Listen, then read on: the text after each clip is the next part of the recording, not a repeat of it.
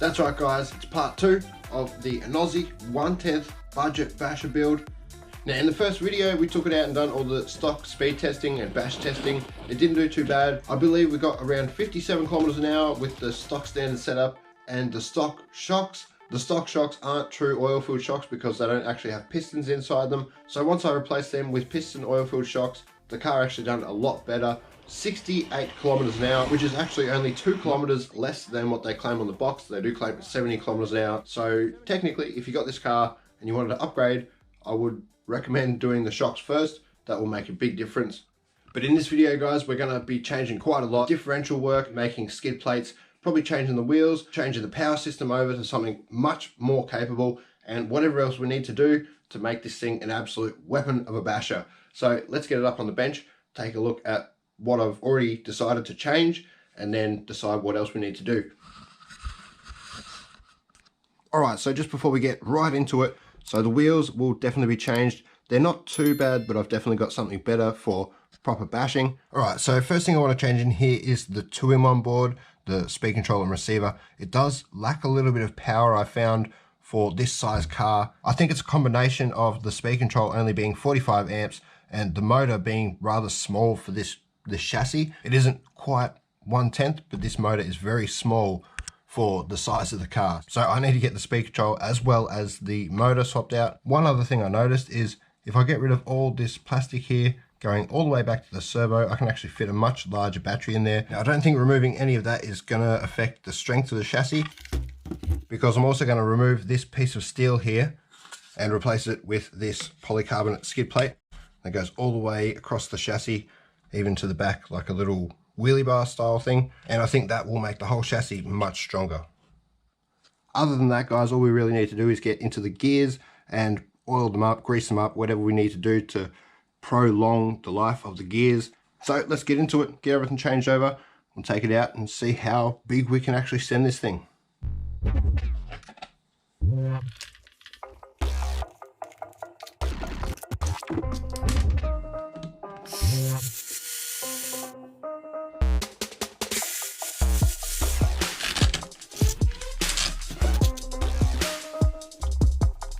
Nice and clean in there.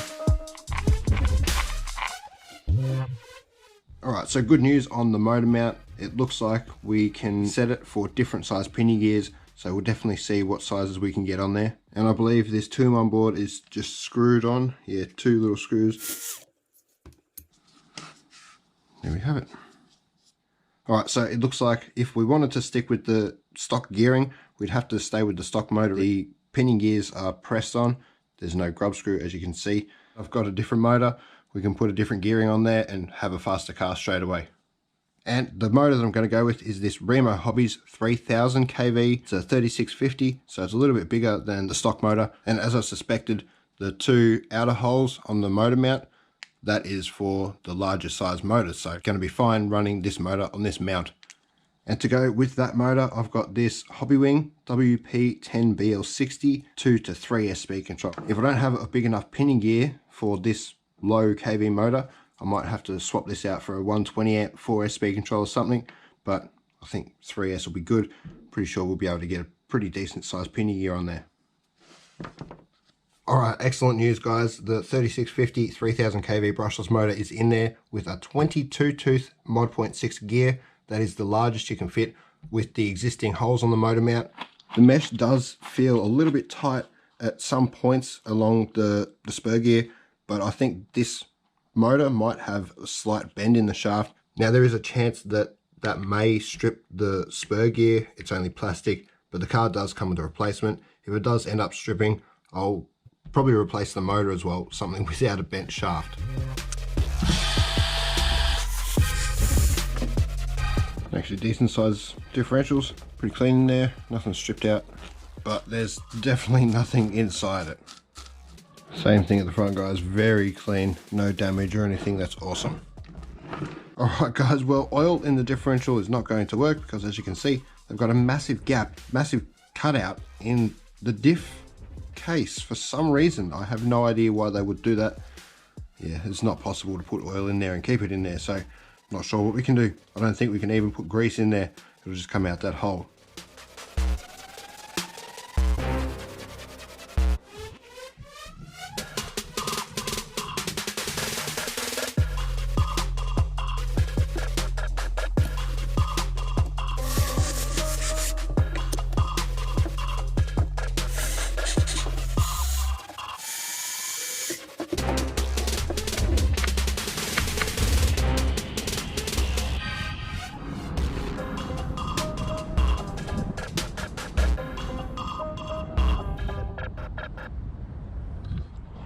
Alright guys, so as you can see, we've got it all finished now, but I want to apologise real quickly. I did miss out on a little bit of footage because my cat, he actually broke his pelvis a week or two ago. So yeah, obviously there's a lot of care when it comes to a broken pelvis, but yeah guys, I have done everything I needed to do on this. Got the skid plate on there, normal red grease in the differentials and on the crown gears, so we'll see how we go.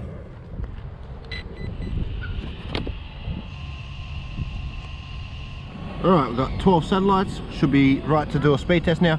But guys, I almost forgot to mention, I did install the Roapex Rhythm monster truck wheels as well. They do look very good on this car, and I think they're going to be a better option than the stock wheels. The stock wheels aren't too bad, but these are much better. So we'll see how it goes on the stock battery. Hopefully we can get over the box claimed 70 kilometers an hour now.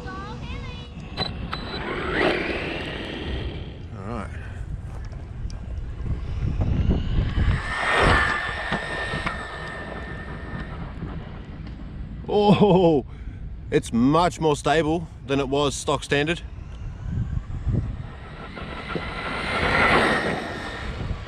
Very nice, I like these wheels. Awesome. Doesn't seem overly fast, but that's probably just because I've dropped the KVs from 3,600 to 3,000. That's why I thought the 22 tooth pinion gear would help, but maybe not. We might need 4S. Read.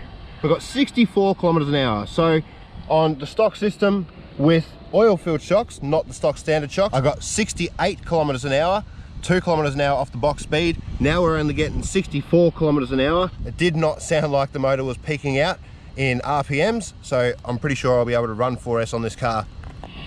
Yeah, the motor's probably not even 20 degrees Celsius, so we can definitely run 4S on that motor and the gearing. Now maybe I should put the Enoze Ace 1400 milliamp 3S battery in here and see if we do hit that 70 kilometers an hour.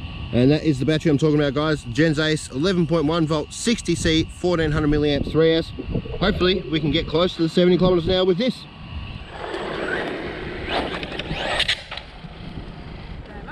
How you going? Long time no see. Going for 70 kilometers. Reckon I might be able to get it. Wow. What running on? 3S, yeah. Probably find that out later. Oh yeah, we're hitting 70 there. 129 bucks. Yeah, this is a different power system though. Whoa, the brakes are really good as well. 70 kilometers an hour exactly. That is crazy, guys. Yeah. 70 exactly. I don't think it'll be wide enough though. Nah. No worries, catch us later. Have a good day. Alright guys, that is awesome with a lower KV motor, but obviously we've got the 22 tooth pinion gear on there and we're running the LiPo rather than the lithium ion. But we have successfully hit 70 kilometers an hour, and all the upgrades so far has only come to around about $120. That is motor, pinion gear, speed control, and my skid plate. These are actually off my Rambo Hobbies Rally Master, so they're used. I didn't really put the price into the total, but these wheels were only around about $35 for a pair, you know, $70 for a whole set, and they do make a massive difference. Even stock standard, it done a great job. It was just that delay in the 2-in-1 board that wasn't really appealing. It's usable, but I definitely recommend going for something better.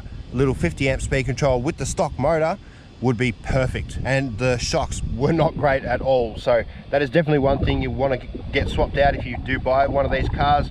But for now guys, we'll get that GPS out and we'll have a little bit of a bash around. I'll leave that LiPo in there, see how it goes. Should be interesting. Alright guys, I'm not sure how long I'm gonna last with the controller cam. Might have to put my head cam on pretty soon.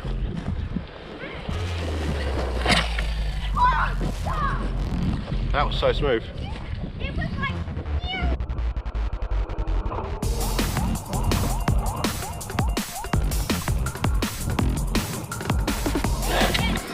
Nice. This lipo's got heaps of power.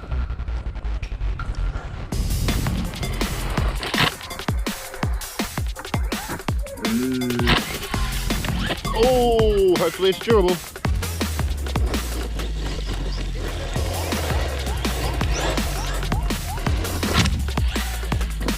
Beautiful, so smooth with these wheels. Right guys, I'm gonna have to put my head cam on. I can't really keep track of this car with the controller cam. That's all right. It is, and hopefully survive. Not sure how far I'm gonna go either. It's mobile, isn't it? Yeah, I just got 70 kilometers an hour exactly. Really? Yeah. Oh.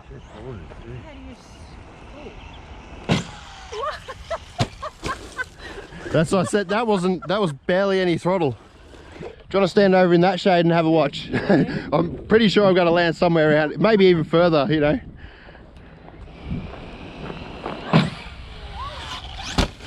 Nice. Oh, broken something already.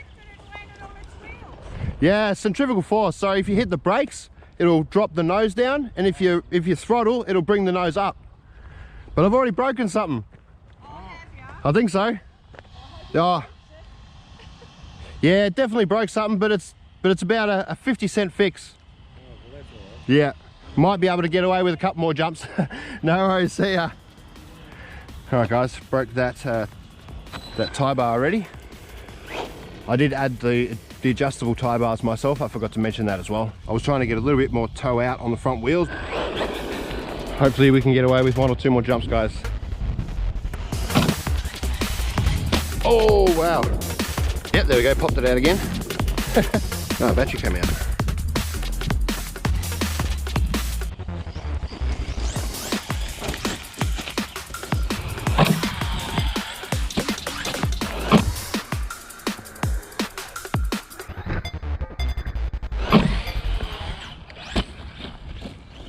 Oh, tie bar. Oh, that's it for today, guys. I've actually broken the end off the tie bar, so that's not going to stay on now, obviously. But guys, seriously, this car is a little weapon. If I left the stock tie bars, I probably would have been still driving. I probably wouldn't have had any issue at all. The speed control and the motor, they're both doing a really good job. Even with that 22 tooth pinion gear on there, the motor's still staying rather cool.